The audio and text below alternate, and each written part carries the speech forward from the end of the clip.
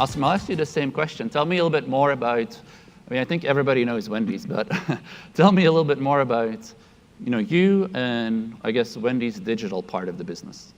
Absolutely. What I do can be distilled down to selling fresh, never frozen hamburgers online. And I get to wear two hats at Wendy's to do that. My first hat is as the head of our digital analytics group.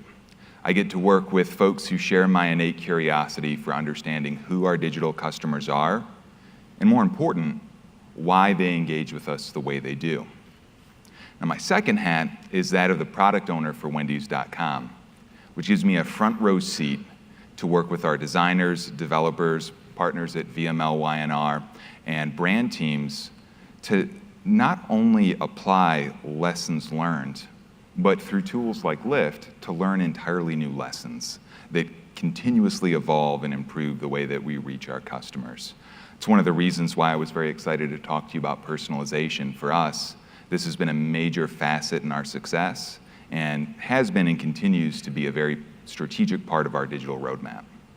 So, Wendy's has to always engage customers online, and Mike mentioned your, world famous Twitter strategy.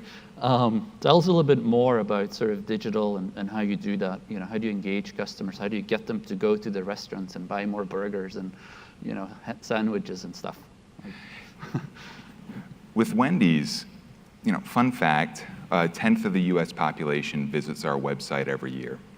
And by the time we finish at our celebration tonight, I'll have sold a little over 1.5 million orders today. It's a tremendous amount of data that comes through our channels. So much so that in almost every facet of our analytics practice, we index with the population. So being able to really dive in and understand who our customers are requires a broad spectrum of how we communicate and get folks engaged with our brand. Our social team, I think their work speaks for itself. Twitter, just what we did with Nugs for Carter last year, I think generated roughly 3 billion media impressions.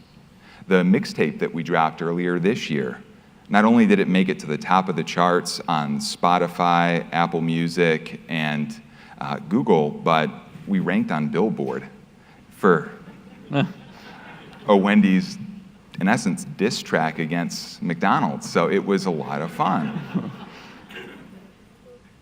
But it's important for us to extend our brand voice and our personality through every channel.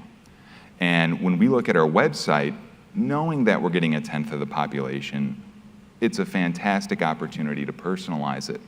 Now, rather than jumping into the abstract, I'd love to take you guys through a real example of how we do this and kind of our ethos behind it. There you go.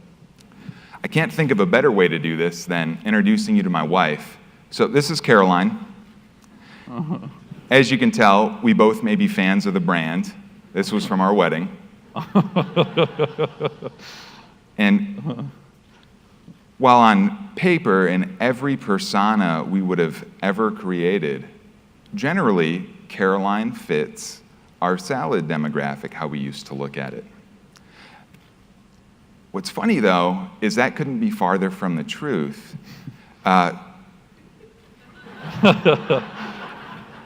When we first started dating, I remember thinking, all right, I've got to show her I can cook. This is going to be a good experience. I grilled some burgers, and I made the egregious mistake of putting lettuce and tomato on her burger.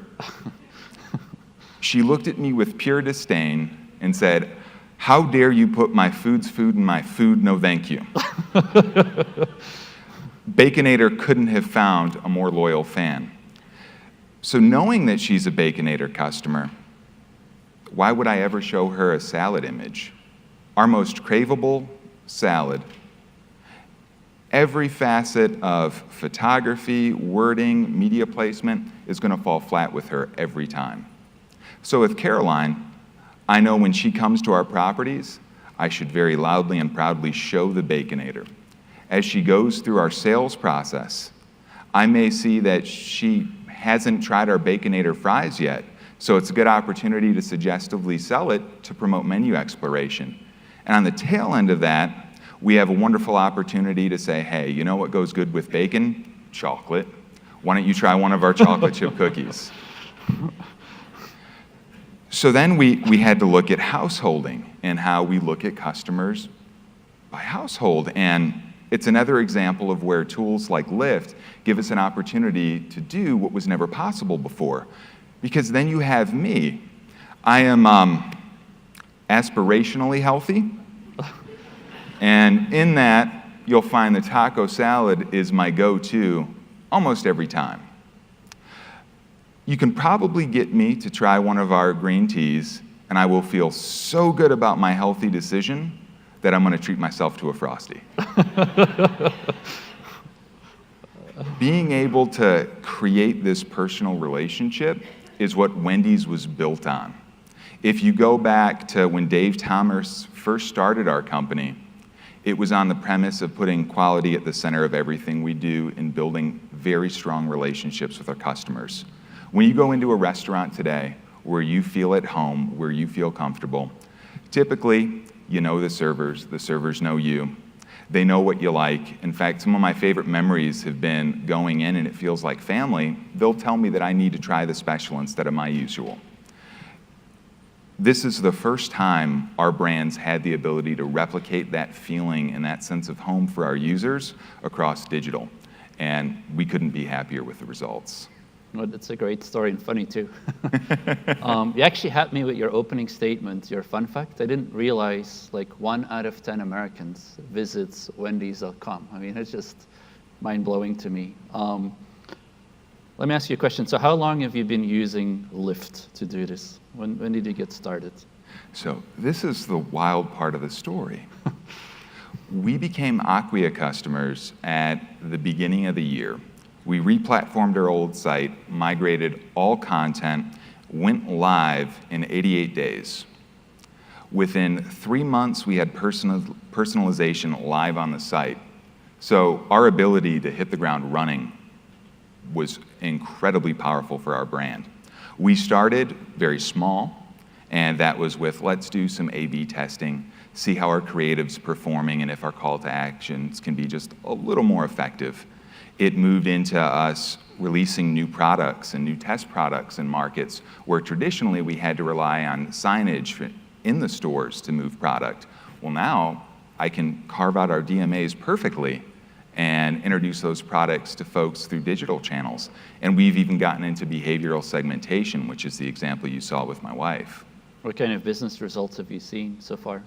Oh, it's been great. So the volume of customers we have coming through our channels gives us the ability, in many cases, to start an experiment in the morning, and by the evening, I have a statistically significant sample of users. So as we continue to iterate and improve, almost across all facets of digital, we've seen improvements on our website, whether it's engagement, conversions, retention. It's been a Cinderella story. Awesome. I love your story.